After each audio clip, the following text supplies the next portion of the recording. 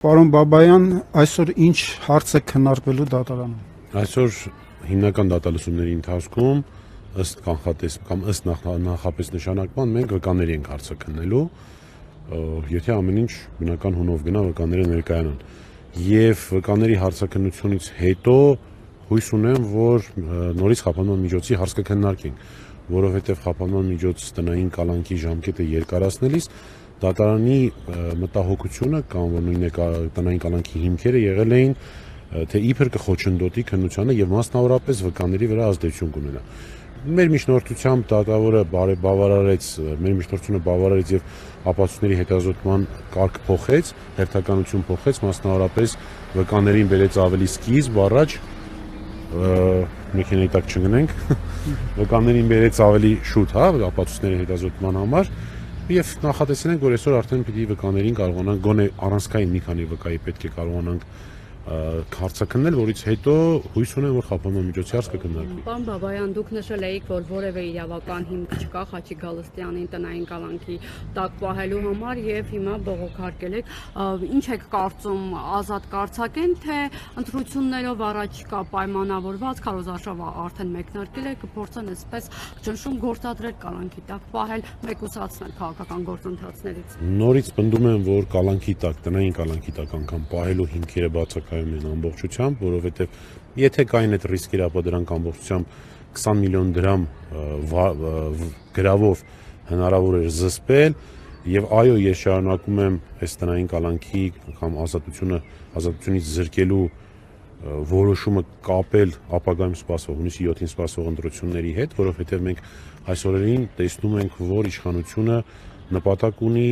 քաղաքական ակտիվ գործիչներին, ինչպես նաև հասարակական գործիչներին, իշխանական հայացքներ չունեցող, ընդդիմադիր հայացքներ ունեցող ակտիվ քաղաքացիներին ճնշելու միջոցով զերծ պահել ընտրություններին մասնակցելուց։ Այդ մասնակցությունը մասնավորապես կարող է դրսևորվել քարոզչությամբ, իրենց հեղինակության օգտագործմամբ, այսինքն իշխանությունն ամեն ինչ անում է, որպեսզի այն անձինք,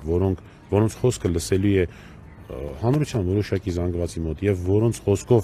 խոսքին կհետևի հանրության այդ հատվածը, նրանց վախեցնել, որպեսզի նրանք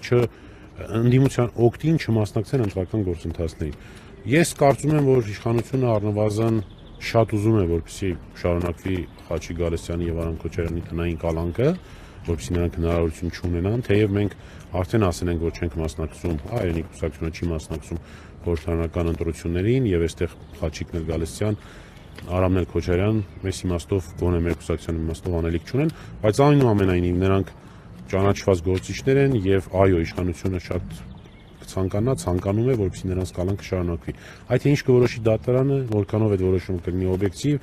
այսօր կամ հաջորդ նիստով մենք տեսնենք արդեն։ Իսկ ինչու գրավը մերժվեց,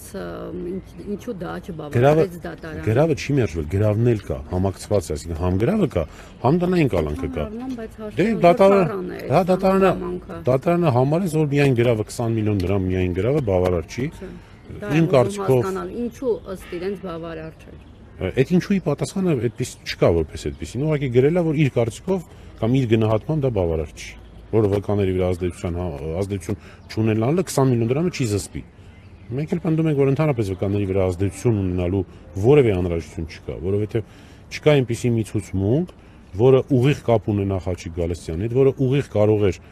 հաստատել, որ Խաչիկ Գալստյանը որևէ հանցավոր արարք արել, որ մենք էլ նպատակ ունենայինք, գնանք այդ վկաներին ասենք, եկեք ուրիշ ցուցմունք տվեք։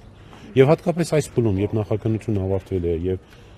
ցուցմունքները ամրագրված են նախաքննության ընթացքում, ընդհանրապես տրամաբանությունից զուրկ է շարունակել այս ծանր խափանման միջոցը այն էլ այսպիսի համակցվածությամբ։ Հիմա գնանք շարունակենք դատական նիստը, այսինքն սկսենք դատական նիստը, ընթացքում կտեսնենք, եթե հետո էլի անհրաժեշտություն լինի, հետո էլի խոսենք, հլա։ Պարոն Բաբայան, նախաքննության գաղտնիքը չխարխտելով։ Արդեն չկա նախաքննության գաղտնիք։ Արդեն դատականության մեջ ենք։ Ինչպես կգնահատեք փաստարկները վերած իշխանությունների։ Այսօր հերթական լսումներն են։ Չկա, ես ասում եմ, պնդում եմ, որ չկա որևէ փաստարկ, չկա որևէ ապացույց, որը ուղիղ որևէ ապացույց չկա, որը կարող էր հիմնավորել, որ Խաչիկ Գալստյանը կամ Արամ Քոչարյանը կատարել են հանցավոր արարք։ Կան ինչ-որ մարդկանց դժգոհություններ, իրենց մեջ իրենց ակնկալիքները չարդարացվելու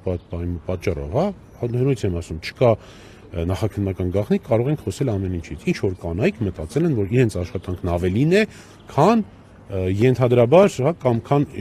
շնորհակալության այն աշճանը, որ իրենց պիտի հայտնվեր։ Ընդ որում դա ընտրություն կատարելու հետ առնչություն չունի։ Դա իրենց կազմակերպական եւ այլ աշխատանքների հետ կապ ունի։ Մենք դա արդեն դատարանում կտեսնենք։ Շնորհակալ եմ։